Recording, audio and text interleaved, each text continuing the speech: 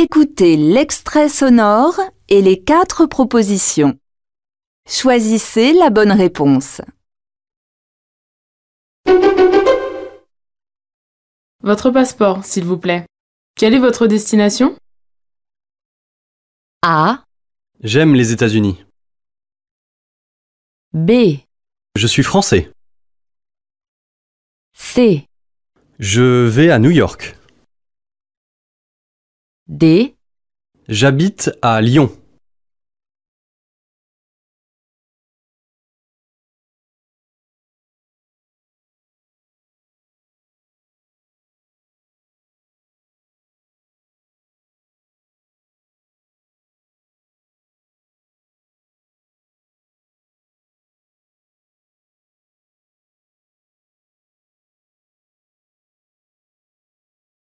Écoutez l'extrait sonore et les 4 propositions. Choisissez la bonne réponse. J'ai fini mon livre, je n'ai plus rien à lire. Si tu vas à la bibliothèque, est-ce que tu pourrais me prendre un roman d'amour? A, Bien sûr, je te prête ma carte. B, D'accord, je vais choisir une belle histoire. C, Oui, ils ont beaucoup de journaux. D, Parfait, j'irai l'acheter demain.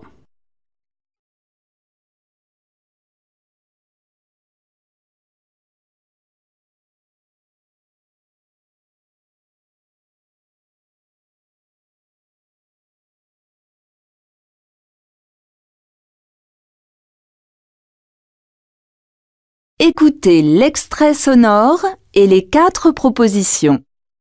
Choisissez la bonne réponse. L'anniversaire de Camille est vendredi prochain à 21h. Je ne sais pas du tout comment m'habiller. Tu as une idée? A, Achète-lui un cadeau. B, Pars en même temps que moi. C, Porte ce que tu aimes. D, Prends plutôt le métro.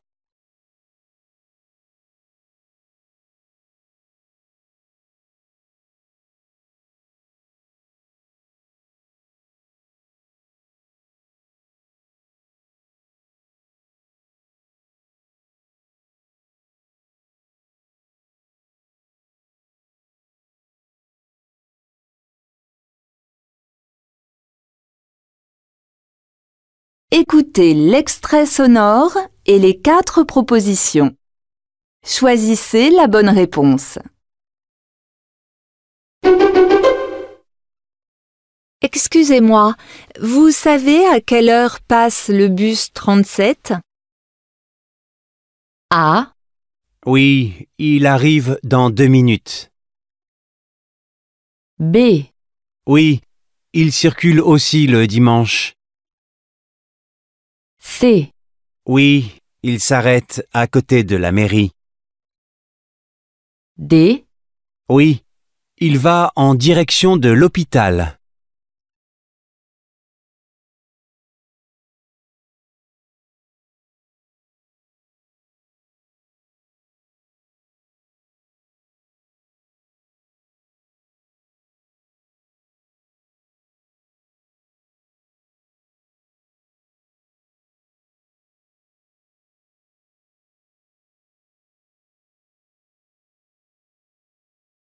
écoutez le document sonore et la question.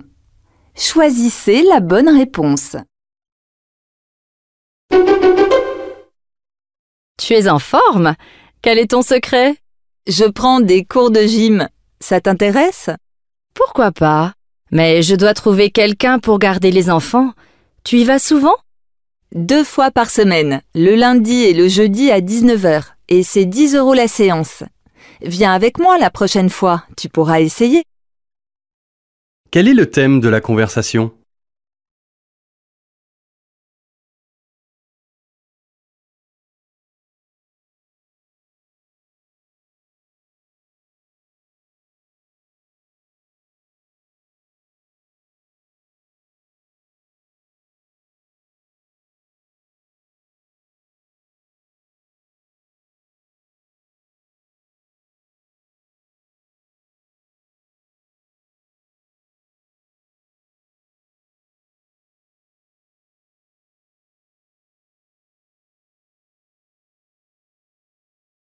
Écoutez le document sonore et la question. Choisissez la bonne réponse. Alors, juste avant les repas de réveillon, un dernier petit conseil. Avant, pendant, après, qu'est-ce que vous conseillez? Pendant, je conseille rien parce que c'est les fêtes et il faut que les gens profitent. Mais après, il faut certainement faire plus attention à diminuer sa consommation d'alcool, passer même à de l'eau, et puis diminuer aussi ses quantités de sucre et de graisse dans les jours qui suivent. Selon cette personne, que doit-on faire pendant les fêtes ?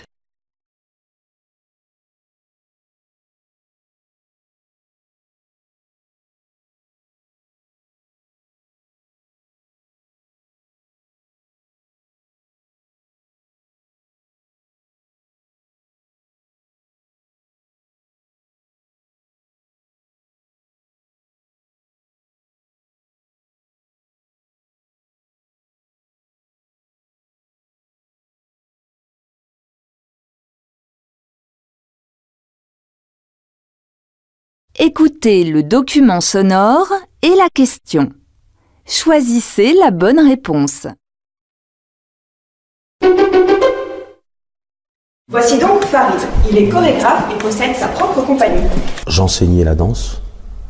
Là, je gagnais bien ma vie. Et du moment où j'ai commencé à faire de la chorégraphie, c'était pas la même chose, quoi. Et vivre de la danse, ça a été très dur et très long. Je travaillais à l'usine et j'avais ma pratique en parallèle, quoi. Avoir une compagnie, c'est aussi faire du management, c'est-à-dire gérer des équipes. C'est aussi une entreprise, donc il faut gagner de l'argent, il faut pouvoir payer les gens correctement. Qu'explique Farid?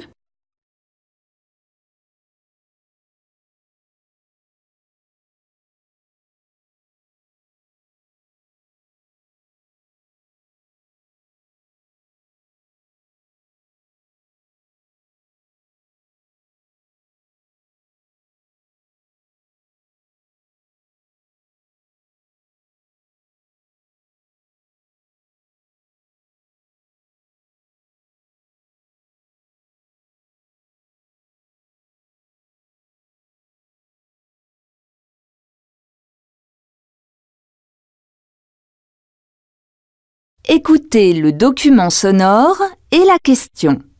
Choisissez la bonne réponse.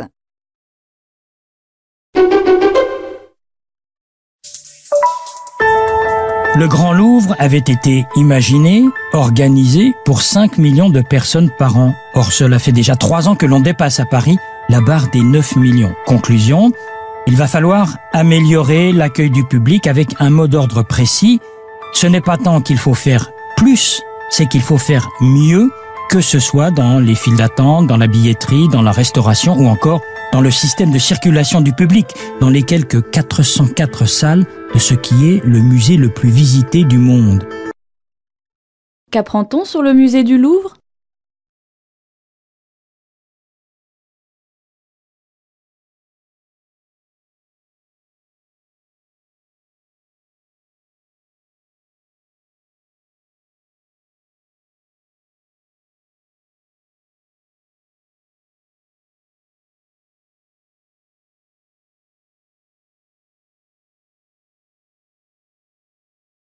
Écoutez le document sonore et la question. Choisissez la bonne réponse. L'histoire ne l'a pas vraiment retenu. La francophonie a aujourd'hui 40 ans, mais qui sait vraiment qu'elle est née au Niger? Le 20 mars 1970 pourtant, 21 États et gouvernements se réunissent ici, à l'Assemblée nationale de Niamey. C'est le président nigérien Hamani Diori qui dirige la réunion. Mesdames et messieurs, en souhaitant la bienvenue au Niger, je déclare ouverte la deuxième conférence des pays entièrement ou partiellement de langue française. De quoi parle ce reportage ?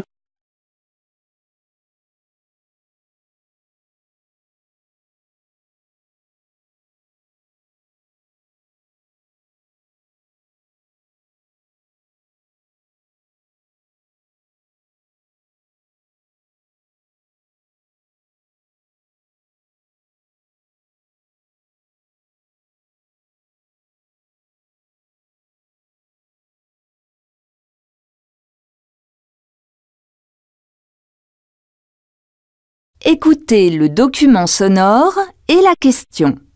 Choisissez la bonne réponse. Vous vous intéressez précisément à ces problèmes de mesure de la pollution. Alors vous préparez notamment un produit, un appareil qu'on pourra transporter sur soi en permanence, c'est ça? Tout à fait, de manière à pouvoir savoir ce qu'on respire. En fait, plus généralement, Plume Labs, c'est donc une jeune start-up parisienne, vous l'avez dit, et qui, à travers le monde, cherche à apporter à ses utilisateurs les moyens de ne pas subir la pollution. Parce que la pollution dans les villes aujourd'hui, c'est devenu d'abord un enjeu de santé publique majeur. C'est aussi un enjeu de bien-être pour ceux qui veulent sortir, pour ceux qui veulent courir en ville, se déplacer. Et ça devient en fait une forme d'épidémie. Que permet l'appareil proposé par l'entreprise Plume Labs ?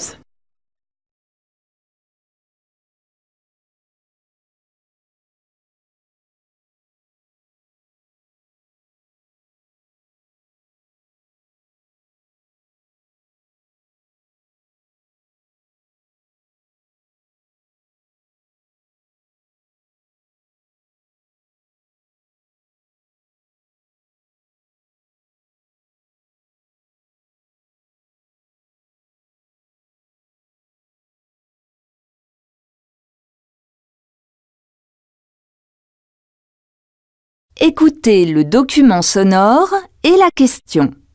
Choisissez la bonne réponse.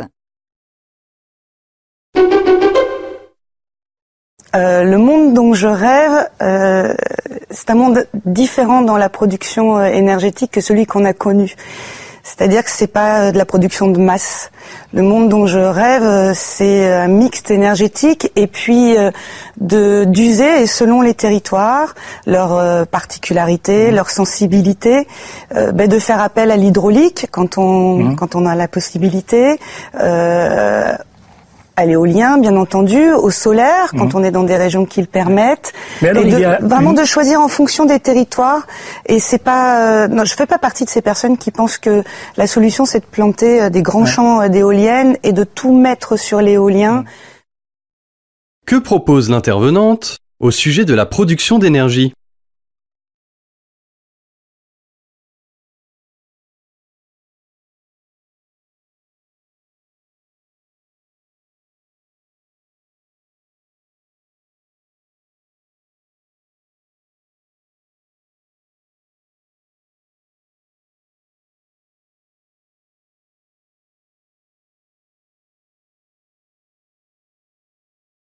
Écoutez le document sonore et la question.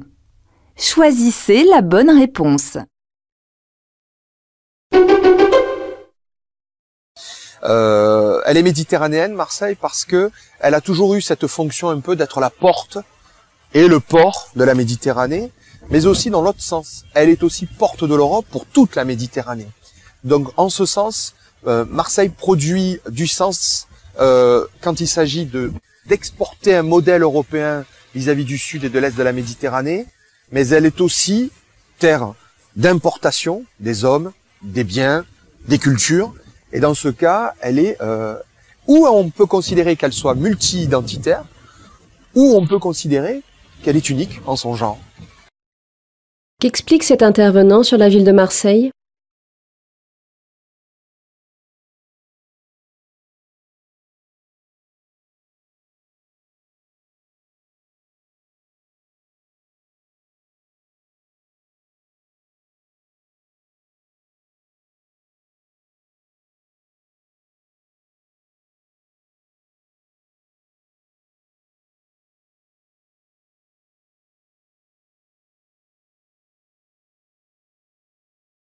Écoutez le document sonore et la question. Choisissez la bonne réponse. Les solutions, les outils pour lancer une économie verte, a priori, ils existent. Alors pourquoi est-ce que ça coince aujourd'hui ?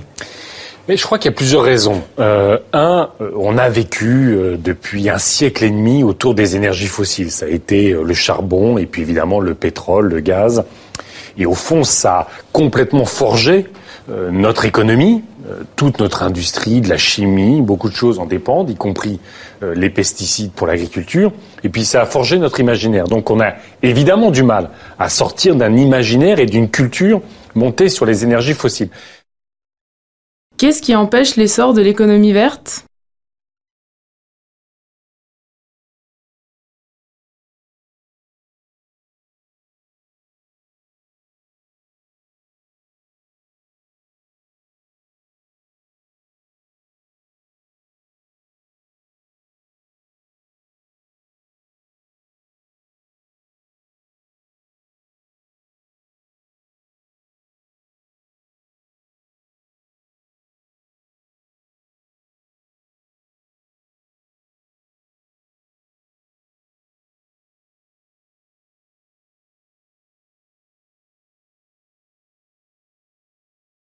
Écoutez le document sonore et la question. Choisissez la bonne réponse. Chaque matin, à 9h, on se retrouve avec tous les producteurs et les journalistes du département pour faire un point éditorial. On voit quels sont les grands sujets dans le monde et on décide du sujet du jour, de la vidéo qu'on mettra sur le site, mais aussi de qui va couvrir quoi, comment, quelles sont les sensibilités politiques, quelles sont les priorités des sujets. Alors c'est très intéressant parce qu'on a des collègues russes, chinois, arabes et chacun apporte son point de vue de journaliste. Selon la personne interrogée, quel est le point fort des réunions évoquées ?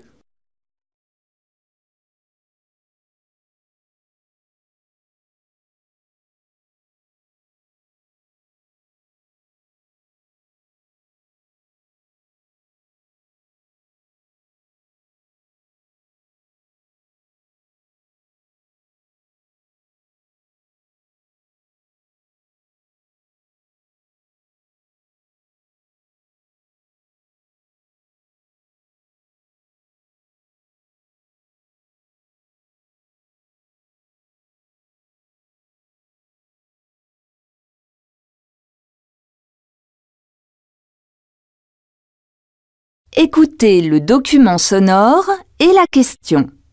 Choisissez la bonne réponse. Francophone à part entière. Écoutez, c'est, moi, je pense, et j'en suis convaincu, la seule façon de convaincre les francophones québécois de continuer à militer pour la survie du français, c'est de leur donner assez de latitude pour qu'ils se sentent québécois, francophones à part entière. Sinon, l'attraction de l'anglais est là. Et on l'a subi encore plus qu'ici. Donc moi, je pense qu'il faut absolument, au contraire, faire naître ce sentiment de fierté et du fait qu'on doit s'assumer comme différent. On est différent et on s'assume comme différent. Ça ne veut pas dire qu'on coupe les ponts. Les Québécois sont très avides de connaître les emplois, les équivalents qui ont cours en Europe. Selon l'intervenant, à quoi les francophones québécois doivent-ils être incités ?